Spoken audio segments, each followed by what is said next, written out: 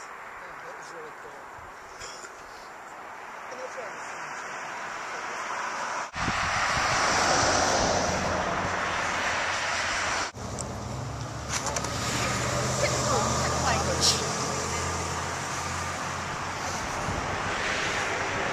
How long have you guys been out here picketing, and is it getting you anywhere? We started last year picketing. The spring of last year. We started for around graduation. Yeah. Around there, just before that. I feel that it is actually getting somewhere, because although we've had some negative responses, people driving by, a lot of people giving us the finger, that sort of thing. But we actually we've had people stop, actually engage us in conversation. They've kind of been able to talk to us, understand our point a little bit more, because we're here, we're more accessible. And we've had people come out and tell us, we really respect what you're doing, we really like that you're here, and that someone's standing up. And because it's such a main location, they can easily pull in, they can stop, we can go up to their car, they'll ask questions, and then we can answer it then. And so, yeah, it's just like a drive-through for them to come and talk to us, where, they don't have to hunt us down or look for our location. We're right here, we're accessible, so. How long are you going to be here? How long are you going to keep this up? Until they change it. Yeah, until they change it. We're gonna be here until they change it. Probably out of line.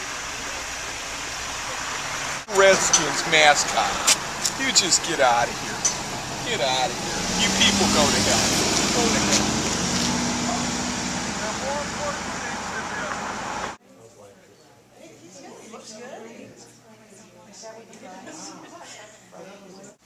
Okay, next item on the agenda is public comment. I want to remind everybody that you need to stand and state your name.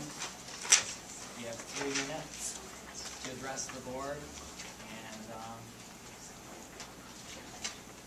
as soon as I recognize somebody that wants to address the board, they may stand and state their name. Hello again.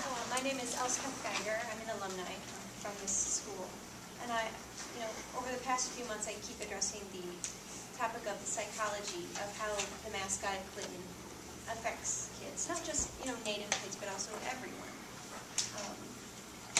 I know that the school has a lot of interest in the well-being of kids, emotionally as well as physically. You spend money, you get counselors, you're very invested in it. You obviously care.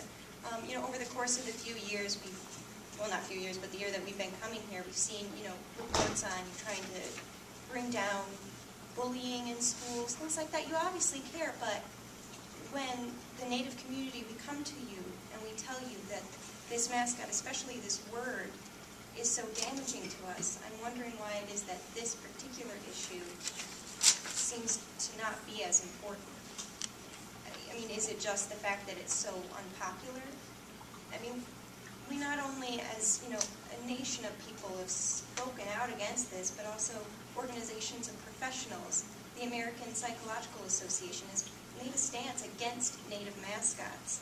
There have been studies saying that it's not only damaging to Native students, setting them up, conditioning them to feel lesser and feel like they cannot fight, like they cannot push forward in life, but it also creates these negative stereotypes in the minds of all kids that go through these school systems. And it's not beneficial. And I know that you care. You obviously care. I just wish you would take that step forward and push for this as well. Cynthia Geiger, daughter of alumni, mother of alumni. We've talked to you about the National Education Association, the American Psychology Association, the Michigan School Board, all these national athletic and collegiate athletic associations taking a stance against this. Did you know that there's also a lot of churches, pretty much every church, Presbyterian Church, the Methodist Church, the American Jewish Council. I wrote this down because I wanted to say it correctly. The United Church of Christ, which I know many members here are in the school system, this is their statement. The Native American indigenous people deserve to be heard. With the dehumanization of people through the use of negative and trivializing stereotypes, they are seen as less than human. Racism and oppression have affected these communities for far too long, and they have the right to self-determination and to demand a change. The use of Native Americans as logos and mascots continues to disparage them and disparage this nation of people. Many indigenous people object to the use of these names and logos, that they feel powerless to strive for change because of past failure and because of the conditioning to communities that has taken place from years of living with this racism. As Christians, we must challenge the use of Native American caricatures, and instead we must honor all humans as created in the image of God. And they have put forth a call to each member to uphold actions that would result in a positive change. The Methodist Church also has a resolution. So does the Presbyterian Church.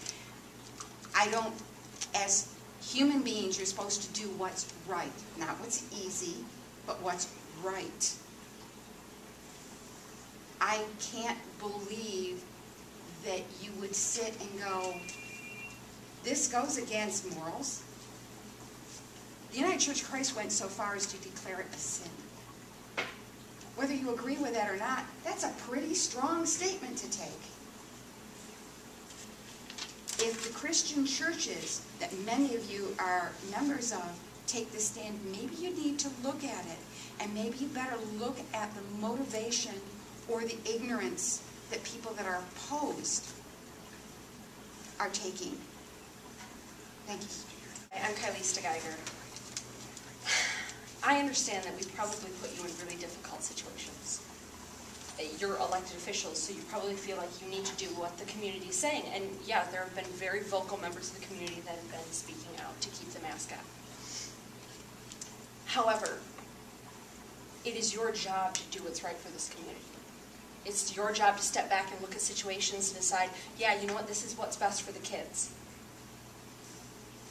It's awful not being in the popular. It really is bad to be in the minority. We know we're in the minority in more ways than one right now.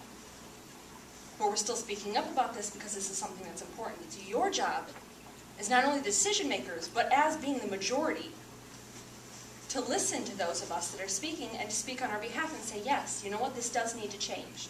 Yeah, you know what, this is harmful, this stereotypes, racism.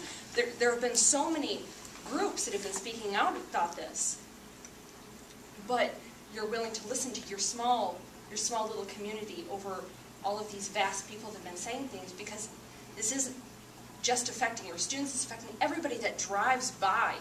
And US 12 is a pretty busy road. It's affecting everyone.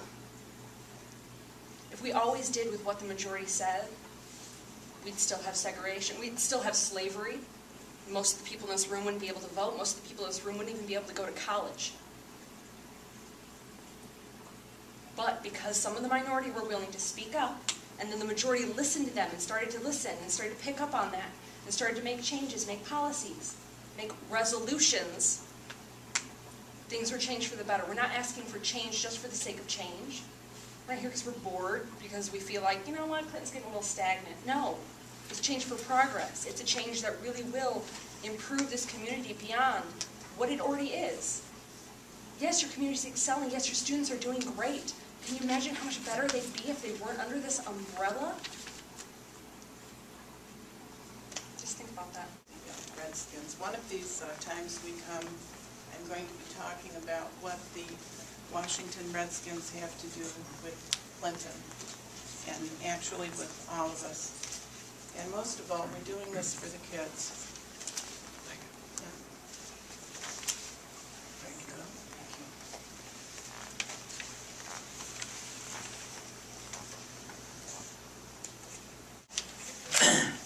Next item on the agenda is the superintendent's report.